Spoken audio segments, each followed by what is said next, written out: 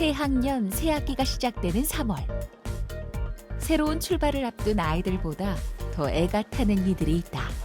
좀 많이 힘들어 하기는 해요. 특히 첫날에 오늘 갈 때는 이제 새 친구, 새 선생님, 담임선생님 만난다는 게 되게 걱정스러워 하더라고요. 아이가 학교 가기 전에 두려워한다든지 사실 조금 마음이 어린 친구라 너무 떨려해서 그게 좀 걱정이었어요. 좀 떨렸어요. 가끔 학교 가기 싫어하면서 선생님 왠지 무서울 것 같아 막 이렇게 얘기는 하더라고요. 친구들하고도 안 맞는 친구들도 있는데 어떻게 잘 지낼지 그것도 신경 쓰이죠. 걱정되긴 한데 조금 싫기도 했어요. 왜냐면 학교 가면 빵점 맞으면 뭔가 더 떨릴 것 같아서. 부모의 품을 떠나 학교라는 새로운 공간에서 홀로 서기를 시작하는 우리 아이들.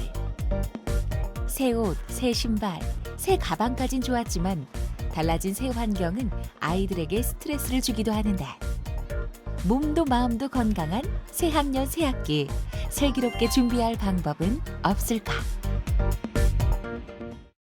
많은 것들이 새롭게 시작되는 3월입니다. 우리 자녀들, 우리 아이들도 새로운 환경에 잘 적응해서 몸도 마음도 건강하게 새 학기, 새 학년에 잘 적응을 해야 될 텐데요. 그래서 저희 TV 메디컬 약손에서 새 학년, 새 학기 특집으로 2회에 걸쳐서 준비를 해봤습니다.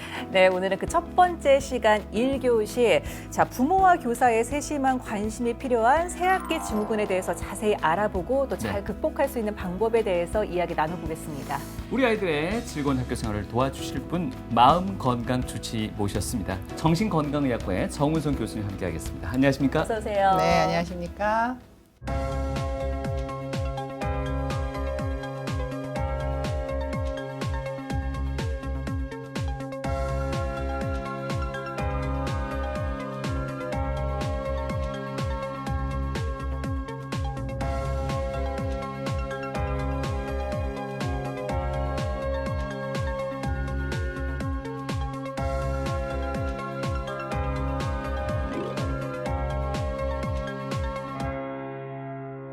네, 과거 인디언들이 달력을 만들 때는 그 풍경의 변화 또 이 마음의 움직임에 따라서 그 달의 명칭을 정했다고 맞습니다. 하는데요. 네. 3월을 한결같은 건 아무것도 없는 달이라고 정했답니다. 네, 새해 첫 시작은 원래 1월이긴 하지만요. 네. 또 학교는 3월에 본격적인 첫 시작을 맞이하지 않습니까? 새 친구, 새로운 선생님, 또 새로운 교실 등등해서 모든 것이 바뀐 맞아요. 말 그대로 한결같은 것이 아무것도 없는 시기인 것도 같은데요. 교수님께도 이 3월은 그렇게 새롭고도 신선한 달로 여기시나요?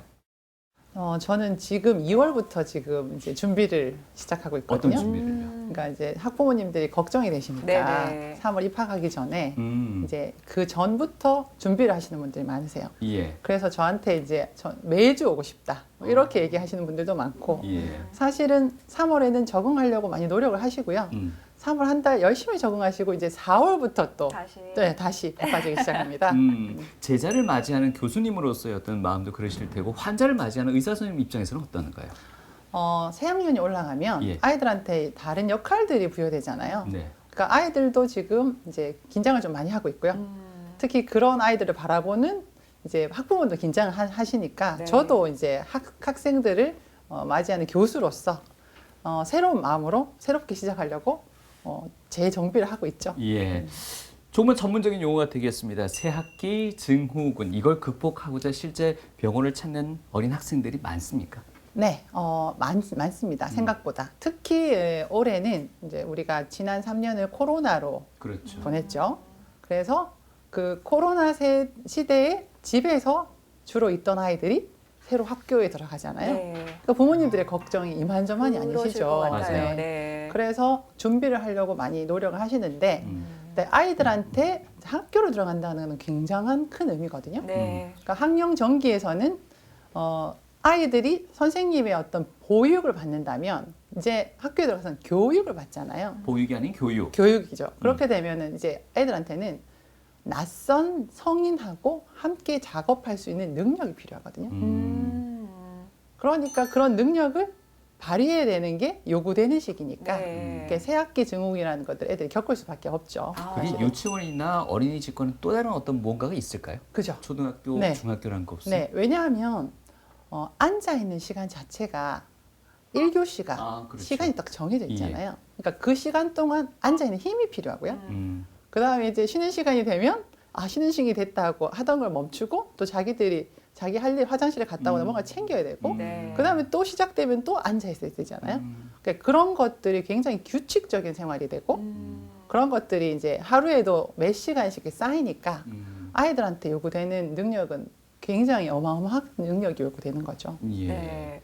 오늘 다뤄볼 주제가 새학기 증후군이라는 주제인데 네. 뭐 증후군이라는 말이 참 많이 붙어 있습니다. 뭐 맞습니다. 명절 증후군도 있고 여러 가지 증후군이 있는데 새학기 얼마나 스트레스를 받으면 이런 증후군이라는 말까지 붙을까 그러네요. 싶은데 어떻게 정의를 내릴 수가 있을까요? 네, 어떤 역할의 변화, 어떤 행동의 변화를 요구될 때 사람들은 스트레스를 받거든요. 네. 그러니까 변화가 요구되는 게 일종의 스트레스로 작용을 하죠. 예. 근데 이 3월이 돼서 새로운 학교에 들어가면 아이들한테 어떤 변화가 요구되니까 그게 스트레스로 작용을 하게 되는 거예요. 그래서 나오는 일련의 어떤 증상과 행동의 변화들을 우리가 증후군이라고 하는 거죠. 근데 사실은 새학기 증후군보다는 새학년 증후군이 더 맞는 것 같아요. 아, 그래요? 새학년. 네, 왜냐하면 1학기에 적응하고 나면 2학기는 애들이 2학기는 편한가요? 훨씬 더 수월하죠. 근데 1학기는 새로운 관계를 맺어야 되고 새로운 사람을 만나야 되고 네. 새로운 장소에 가야 되고 그다음에 어떤 것들이 나한테 요구될지 모르는 상황에 애들이 이제 처하게 되니까 훨씬 더 많은 스트레스를 받게 되죠. 우리 직장인들, 성인들이 겪게 되는 월요병은 지금 말씀하시는 일종의 어떤 신학기 증후군하고는 어떤 좀 차이가 있을까요? 비슷한 느낌도 있는데. 제가 생각하기에는 월요병보다는 예. 직장을 옮겼을 때, 그렇죠. 이사를 했을 때 네. 그런 어떤 총체적인 어떤 변화가 이제 겪을 때가 훨씬 더 맞는 것 같고요. 하지만 새학기 증후군의 증상으로는 월요병의 증상이 나타나죠. 학교에 갈 때가 되면 애들이 배가 아프다, 머리가 아프다 하면서 안 가려고 하고 어떻게든 뭐 핑계를 대서 빠지려고 하고 이제 그런 이제 모습들이 나오니까 그런 모습들은 직장인들의 월요병하고 좀 비슷한 부분이라고 할 수 있겠습니다. 이런 부분도 좀 스트레스를 좀 받을 것 같은 게 코로나 이후에 아이들이 저희 때는 학교는 아파도 네. 뭐 죽어도 학교에 가서 죽어라 막 약간 이렇게 얘기를 할 정도로 학교는 무조건 가야 되는 곳이라고 생각을 했는데 이 코로나 시대를 지나면서 학교는 여의치 않으면 안 갈 수도 있다. 아이들이 또 이렇게 인식을 하는 것 같아서 부모들이 좀 스트레스를 받는 경우도 있는 것 같더라고요. 네, 맞아요. 네, 그게 이제 굉장히 큰 변화죠. 근데 이제 우리 부모님 세대는 아파도 학교를 가야 된다는 네. 게 그렇죠. 익숙하고 예. 당연히 그렇게 해야 된다고 당위성을 가지고 그렇게 말씀하시잖아요. 근데 이제 애들은 다르니까 또 다른 경험을 했으니까 그런 의미에서 갈등이 생기기도 하죠. 그럴 것 같아요. 네. 예. 어떻습니까? 이게 개인차가 분명히 있을 것 같은데요. 아이들의 성격에 따라서도 분명 새로운 학년, 새로운 학교를 맞이하는 느낌이 다를 거란 말이에요. 소극적이거나 뭐 좀 소심한 친구들은 그런 증상이 조금 더 크게 나타날까요? 그렇죠. 불안이 실은, 많고, 예. 그다음에 어떤 불안을 달래는 데 있어서 자기 혼자 그걸 조절하기보다는 엄마의 도움이나 다른 사람의 도움이 필요한 경우에는 엄마가 없는 곳에 가서 오랜 시간을 보내야 되잖아요. 네. 그러니까 내성적이고 불안이 많고 그다음에 새로운 환경에 적응하는데 시간이 많이 걸리는 아이들. 그런 아이들은 새학기 증후군이 더 많이 생기는 편이죠. 저희가 지금 초등학교에 지금 집중을 해서 이야기를 하고는 있지만 사실 좀 익숙해진다고 해도 중학교, 고등학교 매 그 학교 다니는 순간들마다 항상 이 3월은 조금의 스트레스는 좀 있었던 것 같습니다. 그러니까 중학교, 뭐 초등학교, 고등학교마다 그 겪는 좀 차이점은 있겠죠. 네, 중학교 아이들은 초등학교 아이와 다른 점이 초등학교는 담임 선생님이 계셔서 네. 같은 교실에서 같은 그렇죠. 선생님하고 관계를 맺고 대부분이. 상호작용을 하는 경우가 많잖아요. 근데 중학교를 가면 담임 선생님이 계시지만 과목별로 선생님이 바뀌고 예. 그다음에 또 다른 교실에 가서 수업을 하게 되는 경우가 많아지니까 관계를 맺어야 되는 게 훨씬 더 많아진다는 거죠. 그러니까 아이가 신경 써야 될 게 훨씬 많아지고 네. 그다음에 나를 이해하고 나를 알아주는 사람이 적어지는 거죠. 담임쌤보다는. 그리고 훨씬 더 학업에 이제 중점을 두게 되니까 공부에 스트레스 받는 아이들. 자기가 좀 못 따라가겠다? 어렵다고 하는 아이들은 스트레스 더 받게 되고요. 네. 그다음에 또 그 중학교가 되면 사춘기가 아주 저명해지잖아요. 그러니까 이제 뭐 남학교 같은 건 거의 정글이라고 볼 수 있고 정글이라고요? 네. 정글에서 아이들이 살아남아야 된다. 이제 이런 생각을 가지고 있고 네. 그러니까 친구 관계도 훨씬 더 다이내믹해지고 어떤 식으로 이제 반응을 할지 예상하기가 어렵고 근데 자기도 그렇거든요. 자기 자신도 조절하기가 어렵고 그런 것들이 부딪히면은 더 큰 소리가 날 가능성이 많아지니까 중학교 때는 이제 그런 의미가 있고요. 고등학교는 굉장히 멀리 배정을 받거나 그럴 가능성이 있고 네네. 그다음에 학습에 대한 어떤 부담감. 그렇죠. 이제 입시가 고1부터 시작이니까 그런 공부에 대한 부담감 이런 것들이 애들한테 많이 작용해서 뭐 불안하다, 우울하다, 걱정된다 뭐 그런 얘기들을 하면서 병원에 오는 경우가 많죠. 지금 말씀하셨습니다. 불안하다, 우울하다, 걱정된다. 이게 네. 단순히 그 수준에 그치는 건지 아니면 이걸 뭐 새학기, 신학기 증후군으로까지 봐야 될 것인지 그 증상은 어떤 식으로 구분할 수 있겠습니까? 사실 잘 먹고 잘 자고 사실 잘 놀고 이러면은 건강하게 잘 지내는 거잖아요. 그런데 새학기 증후군에서는 일단 잠을 설치게 되고 잠을 설치고 네. 그다음에 이제 입맛을 잃게 입맛을 되고 잃고. 네. 그다음에 애들이 짜증을 많이 내고 예.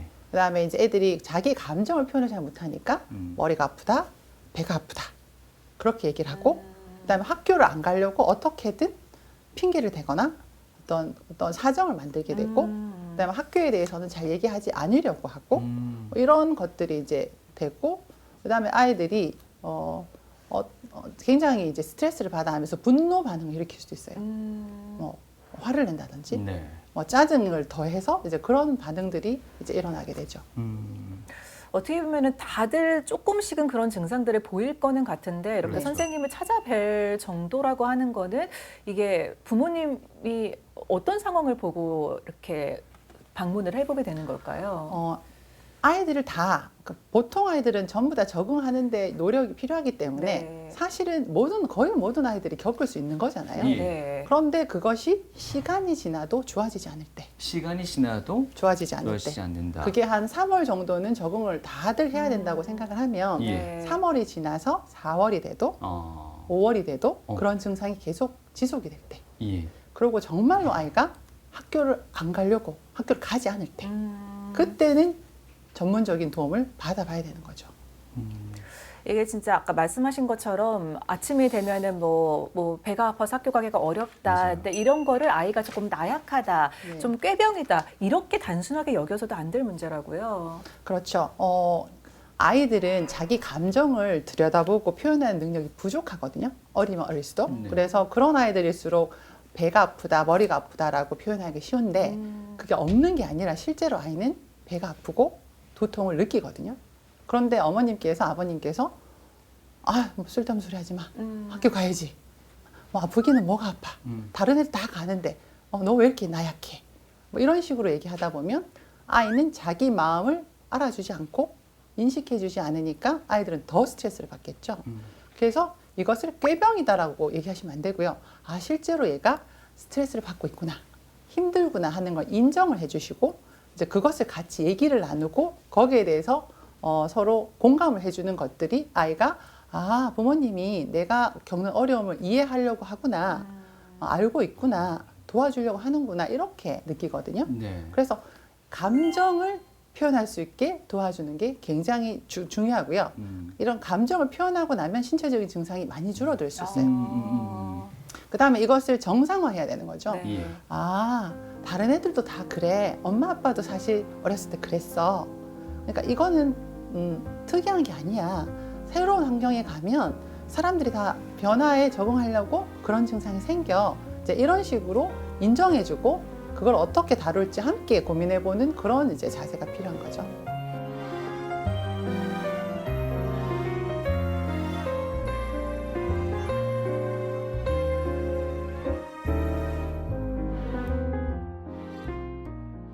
참 어려운 것 같습니다. 부모들의 세심한 관찰이 필요한 이유가 말씀하신 그런 증상을 호소해서 정신적으로 스트레스를 많이 겪는구나 하고 의심을 했는데 알고 보니 장염이었어요. 비슷한 증상들이 중복되는 것들이 많지 않습니까? 네네네. 예. 그러니까 그것도 사실은 우리가 심리적인 거와 같이 연결해서 봐야 되죠.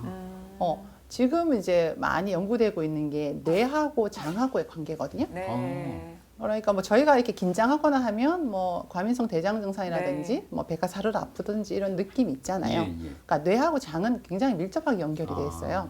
애들이 스트레스를 받으면 이런 장에서의 증상이 뭐 소화가 안 된다든지 그런 게 있기가 되게 흔하거든요. 그것을 가지고 하고 면역력이 떨어지죠. 네. 애들이 또 새로운 곳에 가서 또 그렇지. 집단 생활을 하다 보면 이제 감염성 질환도 잘 생기고 그다음에 이제 일찍 일어나야 되고 이런 뭐 시간 맞춰 가야 되고 이런 것 때문에 애들의 면역력이 떨어지기가 쉽거든요. 그러니까 장염이 있더라고 해서 아 이건 신체적인 질환이니까 심리적인 거하고 상관이 없다 이렇게 생각하시면 안 되고 아 얘가 스트레스를 받고 있으니까 면역력이 떨어져서 얘가 이런 증상이 나타나는구나 이렇게 이제 생각하시는 게 맞겠죠. 저희가 뒤쪽에서 조금 더 구체적으로 질문 드리겠습니다만은 이 열같은 증상들이 ADHD와의 어떤 차별되는 점 저희가 또 짚어볼 수 있겠습니까? 자, ADHD는요, 뇌 발달의 장애예요. 예. 뇌 발달이 다른 애보다 늦어서 집중을 해야 되는 뇌가 훨씬 더 늦게 성장하고 발달하는 거거든요. 네. 그래서 이런 아이들은 자라면서 행동이 차이가 있어요. 일반 예. 아이들하고. 훨씬 더 움직이길 좋아하고 네. 어렸을 때도 막 기다가 바로 걸어버리고 그 다음에 어디 이제 앉아 있어야 되는 것을 잘 못 앉아 있고 예. 그래서 어떤 굉장히 그 병명에 이제 그대로 이제 증상이 다 나타나는데요. 주의력이 결핍되고 과잉 행동을 보이는 질환이 ADHD거든요. 그러니까 집중을 잘 하지 못하고 그러니까 이런 애들이 훨씬 더 학교에 들어가서 어려움을 겪겠죠. 아까 얘기한 것처럼 40분 앉아 있어야 되고 맞죠. 선생님 눈을 이렇게 쳐다보고 있어야 되는데 네. 얘는 주의력을 계속 유지하기 힘드니까 머릿속에 딴 생각을 하게 되고 선생님 말을 놓치니까 선생님이 하자는 대로 하지를 못하니까 얘는 튀겠죠. 엉뚱한 행동을 하게 그죠. 되고. 그러니까 이런 아이들은 사실 미리 우리 부모님들이 캐치를 아셔서 준비를 하는 과정이 필요하겠죠. 기대와 설렘으로 가득해야 할 새 학년 새 학기를 앞두고 걱정부터 앞서는 이가 있다. 올해 초등학교에 입학하는 아들을 둔 박정아 씨. 평소 남들과 다른 아이의 행동에 엄마로서 고민이 깊다. 첫 번째로는 제 얘기를 잘 못 들었어요. 그러니까 TV 보다가 뭐 아이들은 잘 못 들을 수도 있는데 다른 아이들에 비해서 2번, 3번 얘기해도 전환이 잘 안 되는 거죠. 또 차례를 잘 못 기다려요. 자기가 항상 1등 했으면 좋겠고 그다음에 자기 물건을 잘 못 찾아요. 그러니까 자주 잊어버리죠. 어디 있는지 잘 모르겠고 그리고 눈앞에 있는 것도 잘 못 찾더라고요. 그리고 평소에 생활할 때 옆에 있는 사람의 발을 좀 잘 밟아요. 그래서 그런 생활 요소들을 볼 때 굉장히 크게 다가오는 건 아닌데 항상 불편함을 제가 느꼈었어요. 그래서 학교 가기 전에 필요하다면 약물의 도움이 필요할까에 대한 정확한 의견도 듣고 싶었고. 좋아하는 것에 집중할 때는 집중력 유지할 수가 있는데 이게 이제 시간이 지나가면 눈에 넣어도 아프지 않은 내 자식. 호기심 많고 사회성도 좋은 아이지만 가끔 이해하기 어려운 행동들은 학교 입학을 앞둔 상황에서 혹시나 하는 불안한 마음을 더욱 키웠다. 사실 제가 좀 정서적으로 순식간에 화가 폭발적으로 나는 것 같아요. 최근 들어 더 그걸 좀 많이 느껴요. 제가 그런 영향을 끼쳐서 좀 더 높은 건지. 엄마하고의 관계가 영향을 끼치겠죠? 근데 애가 약을 먹으면 행동 조절이 많이 되잖아요. 그럼 엄마도 좋아져요. 애가 과연 학교에 입학하고 나서 제대로 학교 생활을 따라갈 수 있을까 걱정에 대해서 아이를 데리고 온 상태였고 이제 아이는 진료실에 들어와서 뭐 이런 장난감 같은 걸 이제 허락받지 않고 그냥 만지고 그다음에 가지고 놀고 싶어하고 그러니까 이제 진료에 대해서 협조하기보다는 놀고 싶어했죠. 단체 생활에서 낯선 이제 어른하고 같이 작업을 하는 것들이 학교에서는 필요한데 이제 그런 부분에서 낯선 곳에 왔는데 이 공간에서 제가 우두머리, 제가 대장이라는 걸 충분히 알 수 있는 인지 기능을 갖고 있는데도 불구하고 그렇게 행동하는 것은 학교 가서도 문제가 될 확률이 높죠.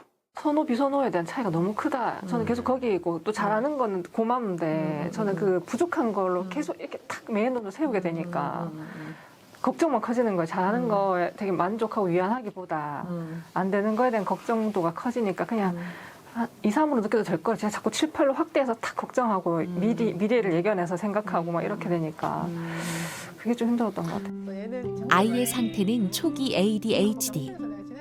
엄마는 괜히 자신 탓인 것만 같아 미안한 마음이다. 학교 생활에서 선생님 말씀을 잘 들어야 그 행동을 할 수 있잖아요. 근데 그 선생님 말씀 자체를 놓칠 경우가 많아서 할 줄 모르는 게 아니고 뭘 해야 될지 모를 때가 자주 나타날까 봐 걱정이 좀 많이 되고 그다음에 그런 행동이 반복되면 본인을 좀 나쁜 아이 혹은 못하는 아이 이렇게 계속 생각하게 될까 봐 하는 게 가장 크고요. 그렇게 되면 또 친구 관계조차도 안 좋을 것 같고 연결이 쫙 되는 부분들이 가장 염려가 됩니다. 우리 아이 마음 건강에 빨간불이 켜졌다면 이를 숨기기보단 검사를 통해 올바른 치료 방향을 빨리 찾는 것이 중요하다. 일단 아이의 이제 지능이 어느 정도 인지 능력을 우리가 평가하는 게 가장 기본이 되거든요. 그러니까 지능에 따라서 얘한테 기대되는 바가 달라지기 때문에 지능 검사를 하면 아이의 집중력이 어떻게 되는지를 우리가 알 수가 있고 집중력 수준이 지능에 비해서 얼마나 떨어지는지 충동적인 부분이 얼마나 있는지 그다음에 이제 처리 속도가 어느 정도 적합한지 이런 걸 판별할 수 있거든요. 지능 검사와 그다음에 집중력 검사, 그다음에 부모하고 관계를 보는 관계에 대해서 보는 그림 검사 같은 것들 그런 것들이 이제 실시되게 됩니다. 새 학년 새 학기 특집 오늘 그 첫 번째 시간 오늘은 새 학기 증후군에 대해서 알아보고 있는데요. 이번에는 학부모들이 자주 묻는 질문들을 중심으로 해서 네. 약손 고민 상담실을 한번 문 열어보겠습니다. 첫 번째 사연부터 만나볼까요? 네, 초등학교 2학년 딸아이 엄마입니다. 네. 아이가 집에서는 수다쟁이라고 할 만큼 말을 잘하는데 학교에서는 발표를 시켜도 대답을 잘하지 못하고 말을 거의 하지 않는다고 해서 너무 걱정스럽습니다. 이렇게 보내주셨어요. 답답해요. 그런데 이런 친구들 참 저는 주변에서 많이 본 것 같습니다. 저도 조금 그랬던 것 같고 집에서는 정말 많은 말을 할 수 있는데 네. 뭔가 조금 소심해지고 학교에서는 그럴까요? 말을 잘 못하겠고. 네, 뭐 이런 아이들을 이제 선택적 함구증을 가지고 있다. 이렇게 선택적 함구증. 예, 그러니까 선택적으로 입을 다물어 버린다는 거죠. 예. 특히 사람이 많은 곳에 가거나 발표를 하는 상황에서 이런 상황은 또 사회 공포증하고도 연결이 될 수 있거든요. 네. 그래서 초등학교 1학년 때 이런 증상을 보이는 경우에는 조금 지켜보고 좋아지는지 봐도 되겠지만 네. 얘는 지금 초등학교 2학년이잖아요. 예. 이미 1년을 이렇게 보낸 거란 말이에요. 그러면 이게 고착이 될 수가 있어요. 하고 이런 아이들의 주변의 아이들은 또 얘 대신에 다 말을 해줘요. 선생님 얘가 뭐 이렇게 대신 말을 해주니까 얘가 말할 기회를 박탈당하는 경우도 있거든요. 네네. 그래서 이게 너무 오래 지속이 되면 안 되고요. 이런 경우는 병원을 찾아오셔서 일단 언어 평가도 해봐야 돼요. 그러니까 집에서는 굉장히 말을 잘하지만 네. 실제로 언어 평가를 해보면 또 언어 발달 능력이 조금 떨어져 있는 경우도 있어요. 그래서 정확한 어떤 진단을 해야 되고 그다음에 또 이런 불안을 조절할 수 있도록 약물 치료를 하면 굉장히 빨리 좋아지거든요. 그래서 제가 용감해지는 약이라고 하면서 항울제 같은 걸 처방하는데 네. 1학기 때는 이렇게 말을 못하는 아이가 2학기 되면은 부반장에 출마해서 부반장이 되어오는 경우도 꽤 많아요. 네. 그래서 아이들이 자기가 할 수 있다는 거를 경험하고 나면 나중에는 약을 끊어도 원래대로 안 돌아가요. 그래서 굉장히 명의가 되기 쉬운 질환이에요. 선택적 항구증이요. 네. 이런 부분은 물론 방금 말씀드린 이 학생의 경우에는 어떤지 모르겠습니다만 선생님이나 네. 반 친구들 어떤 환경적 요인으로 인해서 이런 선택적 함구증이라는 증상을 보일 수도 있잖아요. 그런 경우도 있죠. 예. 하지만 그런 경우보다는 아이의 내재적인 어떤 질환 때문에 불안 때문에 그렇게 하는 경우가 훨씬 더 높아요. 그래서 만약에 이제 환경적인 부분이 뭐 예를 들어서 얘가 말을 했는데 놀림을 받았다든지 뭐 이런 경우가 있다면 그런 것들을 배려해서 우리가 환경을 바뀌어 볼 수 있겠지만 그거보다는 아이가 자기의 불안을 조절하는 능력이 다른 애보다 조금 더 도움이 필요해서 그런 경우가 많아서 약물 치료하면 굉장히 빨리 좋아집니다. 부모 입장에서는 선뜻 인정하기가 또 쉽지 않은 부분도 분명히 있을 것도 같습니다. 근데 오래 지속되면 예후가 안 좋기 때문에 네. 빨리 병원에 와서 평가하고 치료받는 게 훨씬 더 도움이 될 겁니다. 네. 자, 다음 고민 상담인데요. 저희 아들은 엄마 껌딱지입니다. 유치원 때부터 분리불안이 심해서 자주 불려가곤 했는데요. 올해 초등학교에 들어갔는데도 나아지지 않습니다. 분리불안이 심한 우리 아이 어떻게 해야 될까요? 엄마 입장에서 교실 앞에 지키고 있을 수도 없고 말이죠. 이거 어떻게 해야 됩니까, 정말? 분리불안이 높은 아이들은 불안이 많은 경우도 있고요. 예. 근데 이제 제가 이제 그런 부모님하고 만나보면 엄마가 불안해하시는 경우도 많아요. 엄마가요? 오히려 떨어뜨려 놓으면 그죠. 예, 네. 걱정돼서. 네, 그러니까 엄마가 얘를 떨어뜨려 놓으면은 무슨 일이 생기지 않을까? 이 세상에 얘를 내놔도 될까? 이런 걱정을 하면서 애 앞에서 그런 불안을 계속 표현하시는 경우들이 많거든요. 그러니까 아이들의 머릿속에 세상은 위험한 곳, 내가 혼자 가면 힘든 곳 이렇게 이제 인식되는 경우들이 꽤 있단 말이에요. 그래서 어머님의 불안을 저희가 조절할 수 있도록 도와주는 것도 진짜 큰 이제 치료법이 되고요. 네. 두 번째는 아이가 엄마하고 관계를 통해서 불안을 조절할 수 있도록 도와주는데 뭐 엄마가 쓴 뭐 편지 같은 거를 애가 가지고 있거나 그렇죠. 그다음에 인사를 할 때 특별한 어떤 인사법을 통해서 엄마가 항상 너 옆에 있다. 뭐 손에다가 뽀뽀를 하는 경우도 있고 그다음에 특별한 인사법을 해서 즐겁게 이제 인사를 나누도록 하는데 또 한 가지 방법은 체계적 탈감작법이라 해서 아까 엄마가 뭐 교실 앞에 계속 있을 수가 없다 하셨잖아요. 예, 예. 근데 처음에는 교실까지 바래다 주고 그다음에 어느 정도 아이가 익숙해지면 그다음에는 복도까지 그다음에는 그 층까지 그다음에는 건물 입구까지 그다음에 운동장까지 이런 식으로 이제 체계적으로 아이하고 분리하는 어떤 그 순간을 조금씩 이제 멀어지게 예, 그렇게 하는 방법도 있고요. 그다음에 요즘은 또 어떤 경우가 있냐면 이제 아무래도 핸드폰도 있고 하다 보니까 네. 애한테 엄마하고 통화할 수 있게 이제 허용해 주는 거죠. 불안하거나 힘들 때 엄마하고 통화할 수 있게 허용을 해주는 그런 방법도 있고요. 그러니까 아이가 불안을 다스릴 수 있도록 어른들이 힘을 합해서 도와주면 애들은 훨씬 더 빨리 회복되게 되죠. 실제 저희 둘째도 그런 경험이 있습니다. 그래서 엄마하고 아마 교감을 좀 느낄 수 있는 작은 인형을 유치원에 꼭 들고 다녔던 기억이 있어요. 그런 방법도 일종의 뭐 그죠. 불안을 좀 덜어줄 수 있는 방법이 되겠네요. 엄마를 상징하는 거죠. 그래서 제가 아까 뭐 사진이라고 얘기했는데 그렇죠. 그게 이제 트랜지션 오브젝트라 그래서 엄마와 어떤 다른 사람으로부터 이행하는 대상을 상징하는 물건들이 있을 수 있거든요. 네. 그런 것들을 아이한테 쥐어주고 가져가게 하는 것도 굉장히 좋은 방법이죠. 네. 자, 그럼 다음 사례 한번 보도록 하겠습니다. 네. 올해 초등학교 2학년에 들어간 저희 딸은 학교에서 화장실 가는 걸 너무 힘들어 합니다. 맞아요. 소변을 지리고 와서 엉엉 우는 모습을 보니까 엄마로서 너무 속상하고 마음이 아픕니다. 소변을 지리는 우리 아이 무슨 병이 있는 걸까요? 하고 걱정에 문자를 보내셨습니다. 실제로 밖에서 화장실을 잘 못 가는 맞아요. 아이들도 많이 있죠. 네, 많죠. 많아요. 굉장히 많고 특히 이제 코로나를 겪으면서 아이들이 바깥에 나가는 경험이 훨씬 적잖아요. 그렇죠. 그러니까 이것도 몸에 이렇게 익숙해져야지 가능한 건데 경험이 적다 보니까 학교에서 그런 일이 더 많이 벌어진다고 지금 제가 알고 있고요. 네. 그다음에 그 대변을 못 보는 애들도 훨씬 많죠. 네. 그러니까 소변은 애들이 어떤 경우에는 이렇게 집중을 하다가 소변을 이제 화장실에 가야 될 시간을 놓치는 경우도 있거든요. 그래서 이런 집중이 문제하고도 상관이 있고, 그다음에 이런 더러움에 대해서 그렇죠. 이렇게 공포스러워하는 이제 그런 아이들이 있거든요. 그래서 화장실을 아침을 먹고 나서 꼭 가도록, 뭐 대변 같은 거는 이제 큰 거는 보고 가도록 그렇게 등교 도와주는, 전에. 등교 전에 예. 그건 도와주는 게 필요하고요. 네, 소변도 이런 일이 있고 나면 아이들이 굉장히 자존심 상해하고 이게 일종의 트라우마처럼 작용하기도 하거든요. 네. 그래서 이 아이가 그것을 극복할 수 있도록 이제 다 같이 도와줘야 되는데 일단 선생님한테 도움을 요청하는 것도 방법이겠죠. 몇 교시 마치고는 화장실을 꼭 가도록 아이한테 얘기를 해달라. 이제 그렇게 해서 아이들이 그런 일을 다시 겪지 않도록 우리가 신경을 쓰는 게 필요할 것 같습니다. 근데 이것도 상당히 고민이 아닐 수 없는 게 코로나 3년 동안 가정이 아닌 바깥에서의 어떤 위생에 대해서 아이들에게 상당히 그 고차원적으로 저희가 교육을 시켜왔지 않습니까? 그런데 이제 그걸 다시 내려놓으라는 그런 또 지시가 될 것도 같거든요. 네. 예. 그죠. 이제 그런 부분에서 아까도 제가 말씀드렸지만 어머님이나 부모님께서 세상에 대한 믿음, 어떤 세계에 대한 믿음, 타인에 대한 믿음을 다시 회복하셔야 되는 상황인 거죠. 그래서 어떤 부모님은 코로나 때 그 애들이 학교 가서 점심을 못 먹게 하시는 부모도 있었거든요. 그러니까 걱정이 되니까 너는 점심 먹지 말고 와라. 그래서 아이가 뭐 점심 먹기 전에 집에 간다든지 아니면 점심을 굶고 있다가 집에 온다든지 이런 경우가 있었단 말이에요.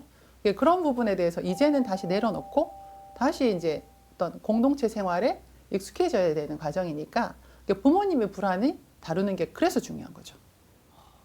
참 어려운 대목인데 그게 일상으로의 복귀라고 봐야 될지 아니면 뭐 흔히들 요즘 얘기하는 뉴노멀이라고 보고 거기에 또 적응해 가야 되는 것인지 여러 가지 딜레마가 있긴 한 것 같습니다. 뉴노멀이라고 봐야 되겠죠. 왜냐하면 코로나가 없었던 시절로 우리가 완전히 돌아갈 수는 없죠.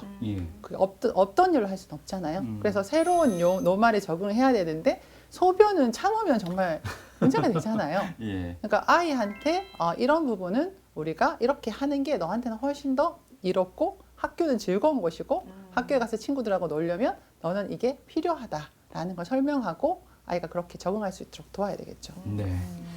자, 계속해서 다음 사연 만나보겠습니다. 저희 아들은 또래에 비해서 체구도 작은 편인데다 언어 발달도 좀 느린 편입니다. 올해 초등학교에 들어갔는데 친구들과 잘 어울리지 못하고 따돌림을 당할까 봐 너무 걱정입니다. 좀 걱정이 안 될 수가 없죠. 네. 혹여나 왕따라도 당하지 않을까 하는 네. 부모님들의 그 노심초사. 이걸 어떻게 해결해야 될까요? 일단 언어 발달이 늦다는 게 훨씬 더 체구가 작다는 것보다 더 중요한 문제거든요. 그런가요? 네. 그러니까 이제 단체 생활을 하고 친구를 만날 때 아이들이 자기의 상황이나 요구하는 걸 말로 표현할 수 있어야 되거든요. 네. 그러니까 언어가 발달이 느리면 그걸 표현하는 그런 어떤 도구 자체가 지금 많이 없는 거잖아요. 네. 그러면 아이가 힘들 때 도움을 요청하기도 어렵고 네. 그래서 언어 평가를 하고 이때는 언어 치료가 반드시 들어가야 되는 거고 그 다음에 아이한테 다른 사람하고 커뮤니케이션, 의사소통하는 방식을 미리 이제 연습을 시키는 거죠. 그 다음에 이런 아이들한테 제일 중요한 게 학교에 대해서 많은 정보를 가지게 하는 거거든요. 그래서 그 동화책에 보면 1학년 생활에 대한 동화책이 많이 나와 있어요. 그런 것들을 가져다가 학교에서 어떤 일들이 벌어지고 어떤 일이 흔하게 생기는지를 아이한테 미리 가르쳐주고 거기에 대한 대처 방법을 미리 숙지하게 해서 학교를 보내면 훨씬 그런 문제가 이제 적어질 거고요. 네. 그 다음에 선생님한테도 우리 아이가 이런 어려움이 있으니까 도움을 주십시오라고 그렇죠. 미리 알리고 도움을 요청하는 게 훨씬 더 낫겠죠. 네. 어찌 보면 지금 저희가 제시하는 해결책이라는 건 대부분 부모의 역할에 대한 어떤 네. 대안이 되는데 학교 계신 선생님이나 보육교사분들이 해줄 수 있는 역할은 어떤 게 있겠습니까? 일단은 선생님들한테는 3월이 되게 힘든 달이래요. 그렇겠죠. 선생님한테도. 예. 그래서 3월이 지나고 한 3월 마지막 주가 되면 이제 입 가가 헐고 막 그런 게 된다고 하시더라고요. 번아웃 네, 된다고 네, 하시구나. 그렇게 예. 얘기하시던데 선생님들한테도 도움이 필요한 아이라는 생각이 필요하실 것 같아요. 그러니까 선생님도 많은 아이들을 이제 케어하고 교육하려고 보면 쟤는 문제아구나. 쟤는 문제가 있는 아이구나. 이렇게 생각을 하시면 선생님 마음도 힘들어지죠. 근데 쟤는 특별한 도움이 필요한 아이구나. 이렇게 생각을 하고 어떤 도움을 줘야 될지를 생각하시고 그걸 부모님하고 상의하시는 거죠. 그렇게 하면 부모님도 선생님이 우리 아이들을 특별하게 신경 쓰고 계시고 도움을 주려고 노력하신다는 걸 인식을 하고 협력 관계를 맺을 수가 있거든요. 그래서 선생님께서 문제아라서 나를 힘들게 하는 애다 이런 생각 말고 도움이 필요한 아이구나 하고 이제 인식을 전환하는 게 필요하고 그 다음에 선생님께서의 어려움을 어머님한테 잘 전달하는 것도 필요해요.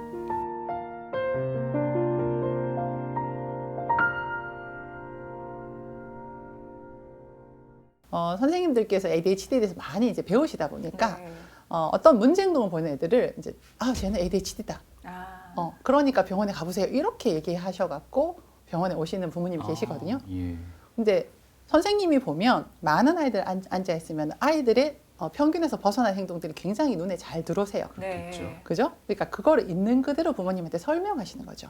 그러니까 ADHD라는 말을 쓰시지 말고 그게 뭐 언어가 늦어서일 수도 있고 네. 얘가 아까처럼 선택성 한구증이 있어서도 그럴 수도 있고 여러 가지 원인이 있을 수 있거든요. 아니면 정말 지능의 문제일 수도 있어요.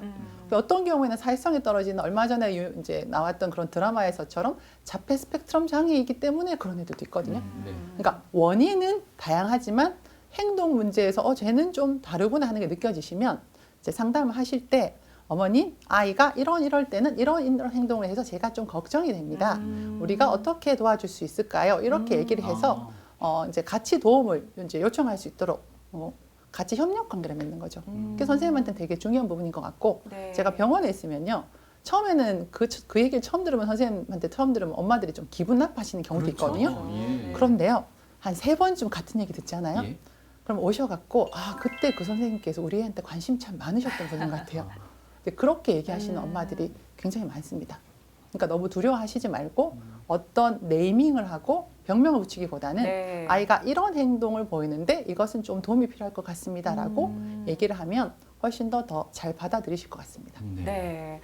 앞서서 그 조금 체구가 작거나 이제 말이 느린 아이 같은 경우는 다른 것보다도 또 그런 경우도 있더라고요. 이렇게 자기가 하고 싶은 표현을 제대로 하지를 못하다 보니까 이게 먼저 주먹이 나간다든가 네, 네. 남자아이들 같은 경우는 그런 폭력성을 보여서 그거에 대해서 또 학교에서는 더더욱이나 이제 좀 위험한 사회 맞아요. 문제로도 이제 되기 때문에 표현 방식이 좀 서투를 수가 있어요. 그러니까요. 그렇죠? 이런 경우에서는 어떤 도움을 줄 수 있을까도 좀 걱정입니다. 아까 말씀드린 것처럼 아이들한테 정보를 주는 거는 굉장히 중요해요. 중요한 거거든요. 네. 애들이 알고 있으면 자기가 조심할 수 있고 이런 일이 생겼을 때 어떤 결과가 나타나는지 아이가 이제 알 수 있기 때문에 다른 사람의 몸은 허락을 받고 만져야 되고 다른 사람의 물건도 허락을 받고 써야 되고 이런 사회성, 사회관계에 대해서 미리 이제 인식을 하게 하고 학교에서도 그런 얘기를 하겠죠. 학교 폭력이라는 게 굉장히 사회적으로 이제 주제가 되잖아요. 네. 큰 이제 이슈가 되기 때문에 그다음에 아까 얘기한 것처럼 아이가 이런 것들, 나는 너가 그러니까 싫어, 이렇게 하니까 힘들어라고 아이가 표현할 수 있게 그거는 미리 부모님하고 연습을 하는 게 필요하겠죠.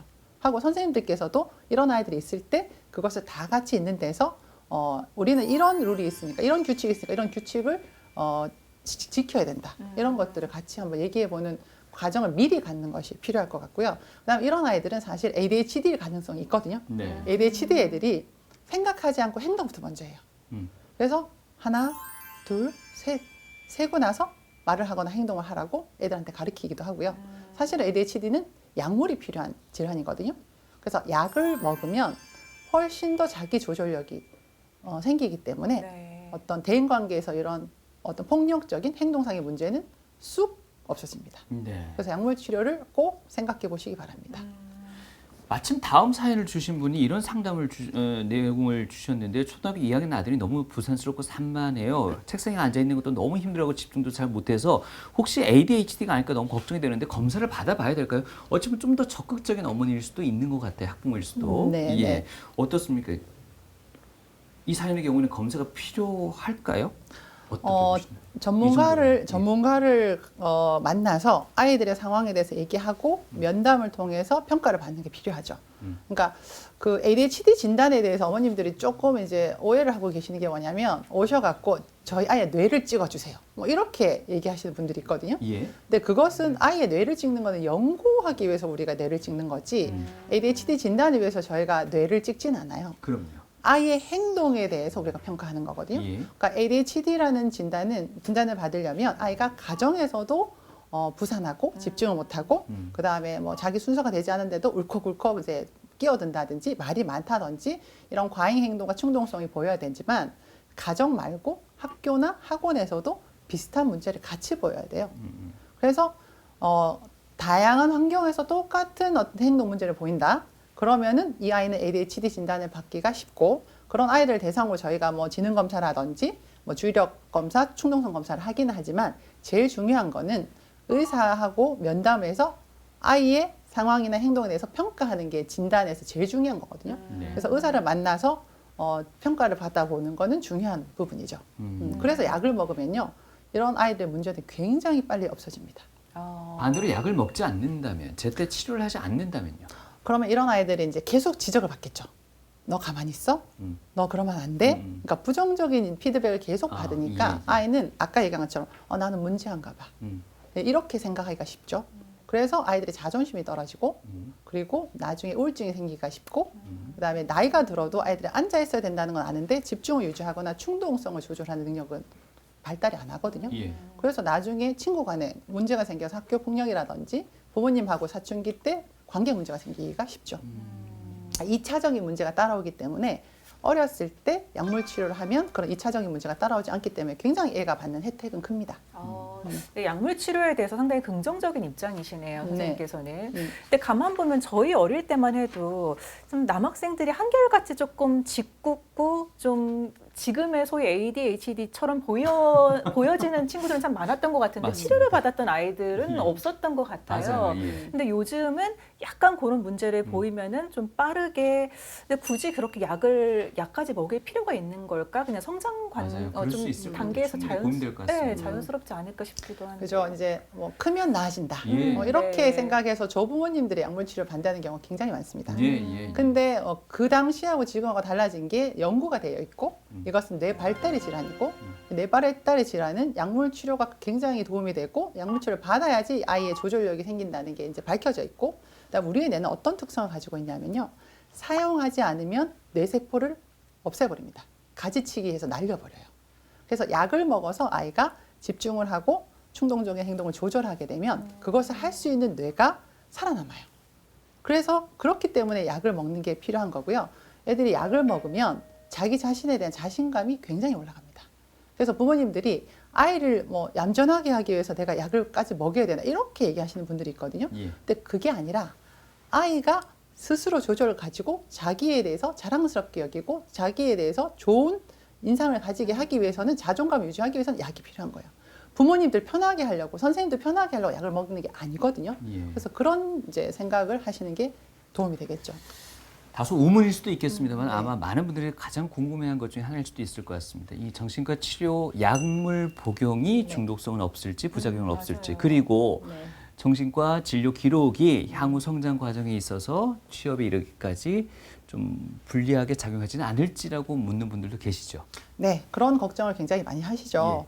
그런데 정신과 약들은 애들한테 쓰는 약은 중독되는 약 못 쓰죠. 안 쓰죠. 제가 지금 지금 지역에서 제 병원에서 한 20년 가까이 지금 근무하고 있는데 만약에 그런 약들을 썼더라면 제 환자가 이렇게 많을 수가 없죠. 그래서 중독되지 않는 약, 그다음에 끊을 수 있는 약 그런 거를 쓰고요.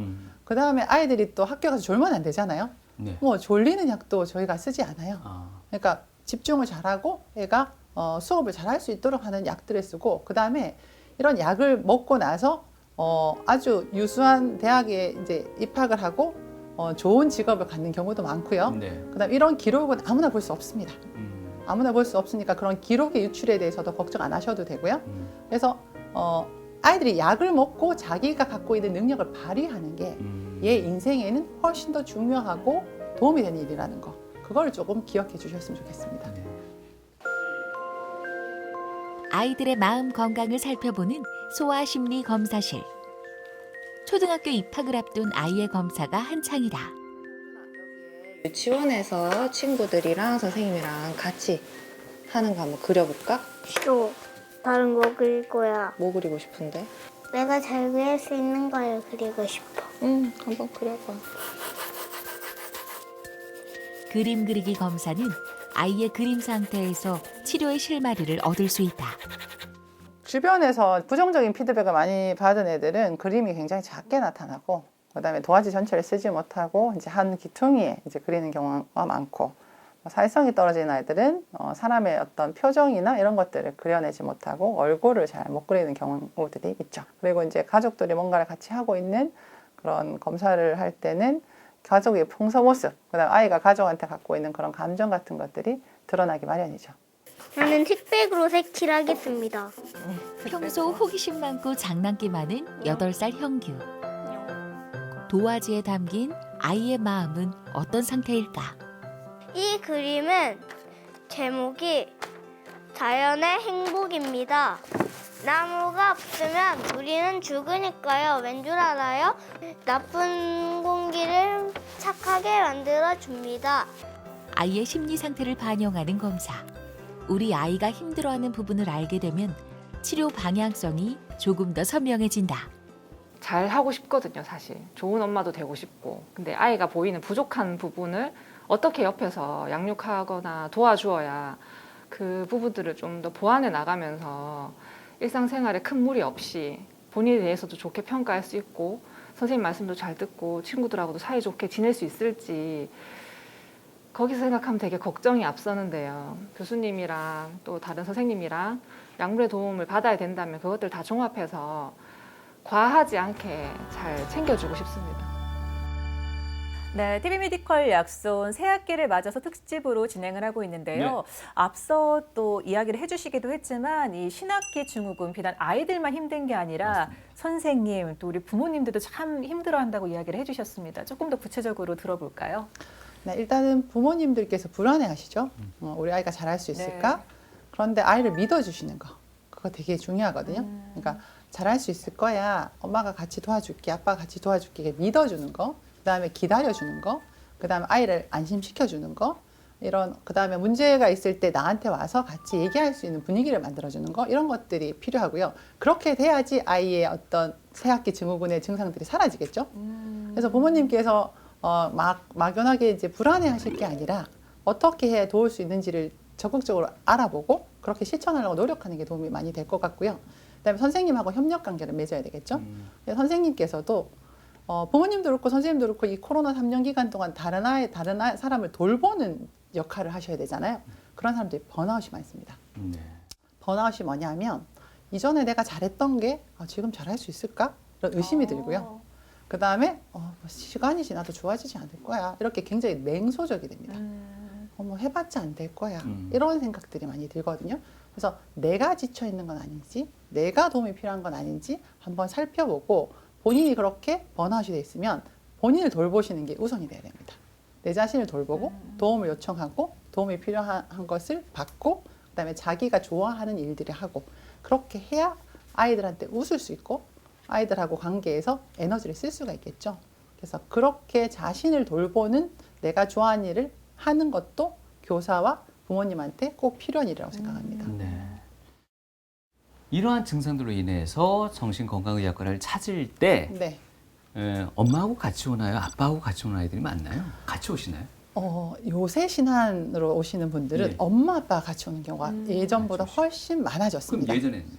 예전에는 엄마하고 아이하고 오는 경우가 훨씬 많았죠.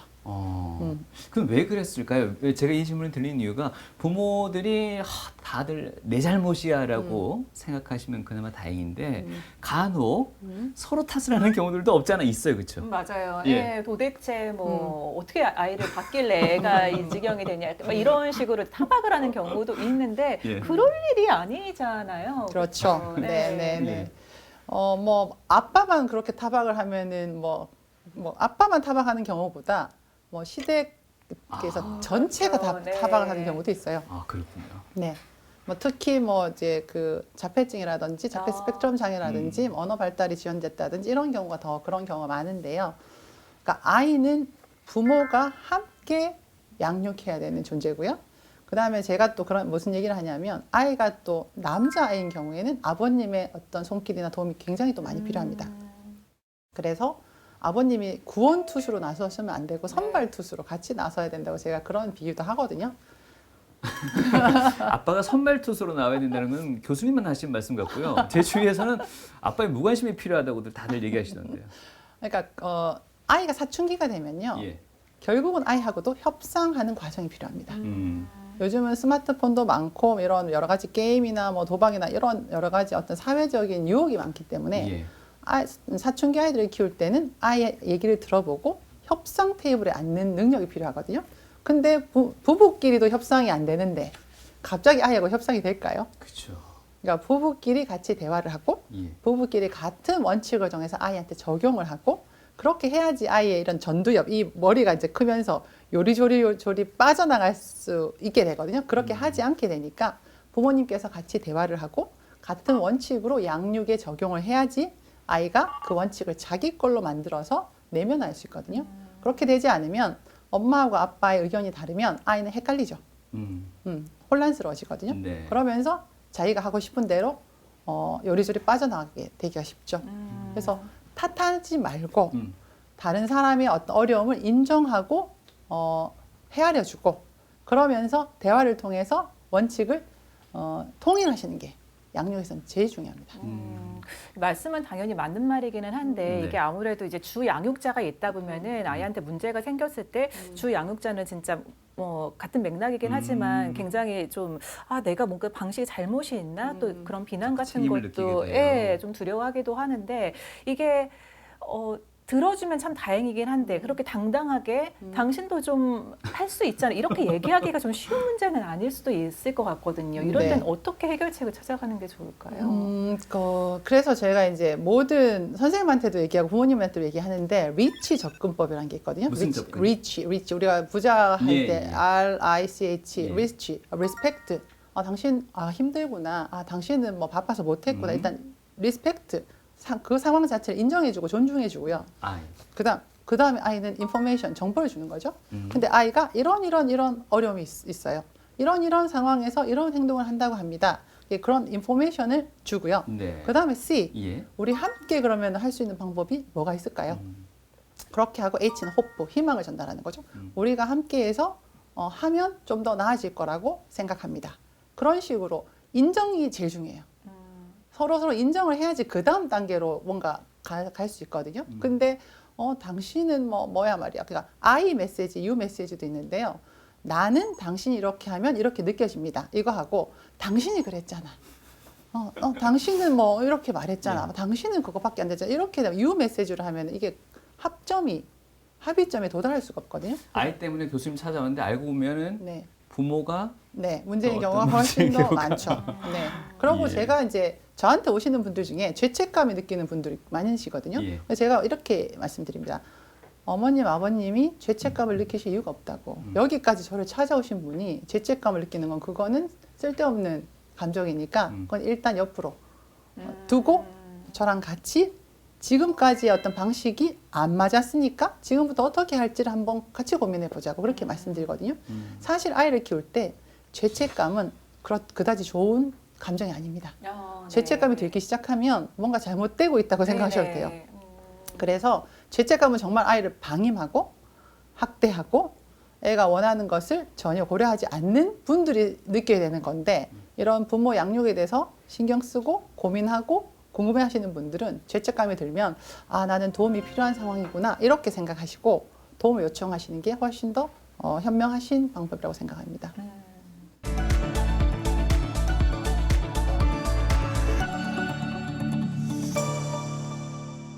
TV 메디컬 약손 새학년 새학기 특집으로 오늘 첫 번째 시간 새학기 증후군을 슬기롭게 극복하는 방법에 대해서 알아봤는데요. 자, 이제 끝으로 조금 더 활기차고 즐겁게 새학기를 시작할 수 있도록 당부의 말씀 한 말씀 부탁드립니다. 네, 변화할 때 적응하기 위해서 스트레스가 생기는 거는 당연한 일이거든요. 당연하다. 그러니까 이것을 너무 이렇게 문제라고 생각하지 마시고 이런 변화의 시기에 새학기 증후군의 증상들은 누구나 있을 수 있다고 생각을 하시고 어떻게 아이들을 도울 수 있을까? 어떻게 아이들을 이해할 수 있을까? 그렇게 얘기를 나눠보시는 것만으로도 많은 것들이 좋아질 겁니다. 그래서 정상이라는 거 너무 걱정하지 않고 옆에 있어주기만 해도 좋아질 거라고 저는 생각합니다. 네. 그렇습니다. 아이들에게 새로운 환경이 주는 불안하고 스트레스는 분명히 있을 수 있습니다. 그로 인해서 배가 아플 수도 있고 머리가 아플 수도 있습니다. 네. 이게 단순히 꾀병이 아닐 수도 있다는 거죠. 결국 이제 부모들이 자녀들에게 계속해서 끊임없는 관심과 관찰이 필요하다는 말씀 다시 한번 드리고 싶습니다. 맞습니다. 예. 더불어서 앞서 또 중요하게 이야기를 해주셨습니다. 일단 우리 부모님 그리고 선생님이 먼저 건강하셔야 됩니다. 번아웃 오지 않도록 잘 돌보시기 바라고요. 네. 자, 오늘 슬기로운 솔루션 전해주셨습니다. 정신건강의학과의 정운성 교수님과 함께했습니다. 말씀 감사합니다. 고맙습니다.